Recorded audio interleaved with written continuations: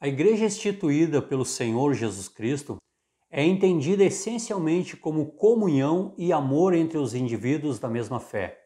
O texto da Bíblia em Marcos, no capítulo 16 e versículo 16, nos faz lembrar que a igreja é uma união espiritual com Cristo e é também uma experiência de comunhão cristã.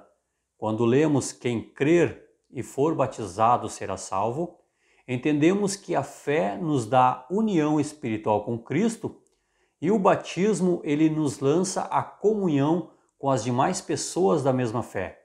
Para ajudar esta compreensão, eu vou estar disponibilizando na descrição o link de um vídeo que fiz explicando que a igreja é um corpo espiritual, mas que ela se expressa na sua sociedade através da sua igreja local. E seguindo aqui no tema de hoje, que é sobre a comunhão, nós entendemos que todo aquele que aceita Jesus Cristo como seu Salvador, ele se une a uma igreja, ele passa a frequentar uma comunidade aonde ele foi batizado. E essa pessoa, naturalmente, enquanto busca as suas necessidades, ela também se envolve com frustrações e decepções.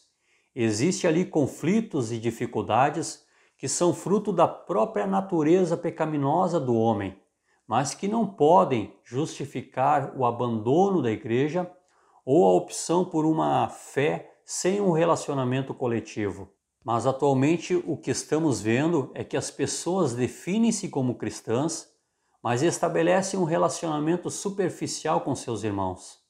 Elas estão dispostas a abandonar a igreja por qualquer motivo. A sua permanência na igreja vai depender de como ela está sendo tratada e do que lhe é oferecido. Você entende o que significa comunhão? Eu me chamo Alexandre Bilhalva e eu quero conversar sobre esse assunto com você.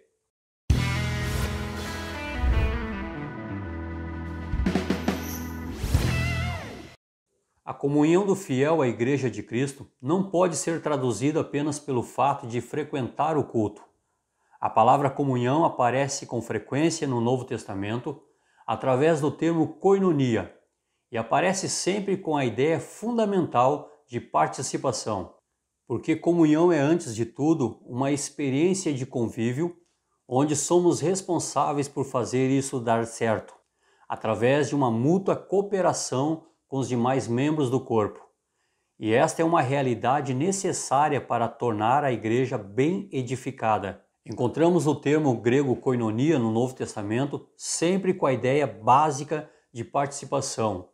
O termo ele era usado para caracterizar a vida cristã prática na comunidade de fé. E a primeira ideia do termo koinonia é participação no convívio com os outros, conforme o livro de Atos, no capítulo 2 e o versículo 42, que nos diz: "E perseveravam na doutrina dos apóstolos e na comunhão, no partir do pão e nas orações."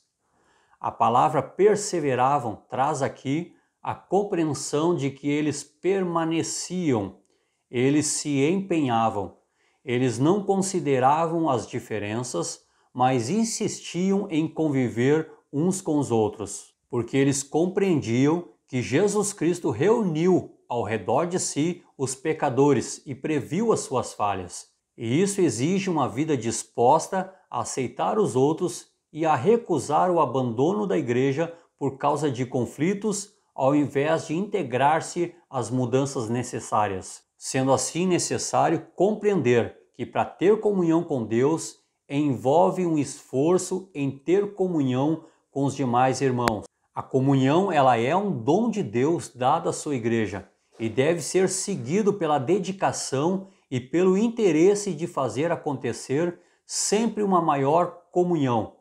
Será um esforço diligente do trabalho humano como resposta à graça divina de Deus. O apóstolo João também emprega o termo koinonia para mostrar que a salvação consiste primeiramente em estabelecer uma relação particular com Cristo, e este vínculo com Cristo obrigatoriamente nos liga uns aos outros. Conforme 1 João, no capítulo 1 e o versículo 7, se dissermos que mantemos comunhão com Ele e andamos nas trevas, mentimos e não praticamos a verdade. Se, porém, andamos na luz como Ele está na luz, mantemos comunhão uns com os outros, e o sangue de Jesus, o seu Filho, nos purifica de todo o pecado.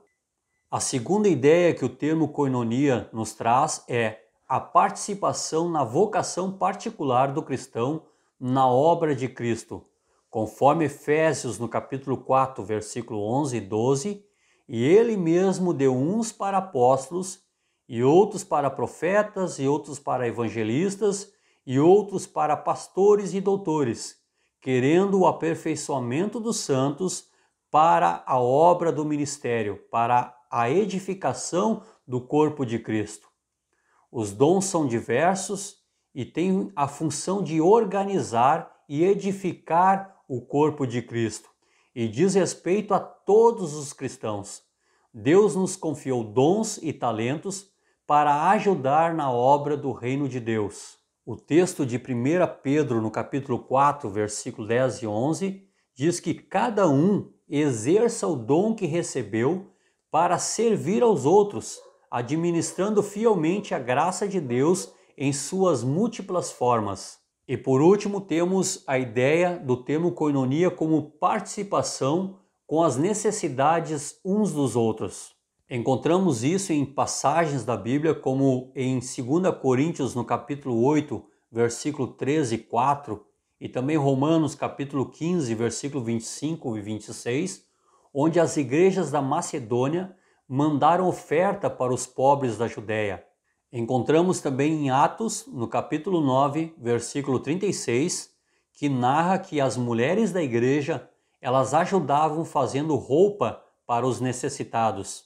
E ainda em 1 Coríntios, no capítulo 16, versículo 1 e 2, Paulo menciona que todos os domingos havia prática de coleta de doações para os cristãos pobres. A comunidade primitiva, ela assistia o órfão, assistia as viúvas, os enfermos, assistia os necessitados, os idosos e especialmente também os escravos que não podiam mais trabalhar. Cada indivíduo deveria ter o cuidado da comunidade para que o efeito resultasse no cuidado de si mesmo. E esta comunhão das primeiras comunidades cristãs era o tanto que a caridade dos irmãos ela excedia qualquer exigência das Escrituras. A comunhão de bens da igreja de Jerusalém, por exemplo, era totalmente voluntária.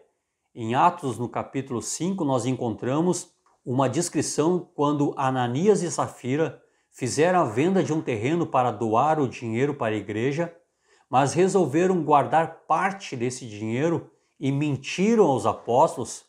Lá no versículo 4 nós lemos que Pedro, ele falando com Ananias, ele disse: guardando não ficaria para ti, e vendida não estaria em teu poder. Isso nos mostra que não existia ali um mandamento de vender tudo e depositar aos pés dos apóstolos. Mas as necessidades excepcionais daquela comunidade provocou de forma espontânea aquele movimento de solidariedade. E agora, para finalizarmos a nossa reflexão, podemos afirmar que quando se entende o significado da palavra comunhão, nos sentiremos responsáveis em fazer esta comunhão dar certo.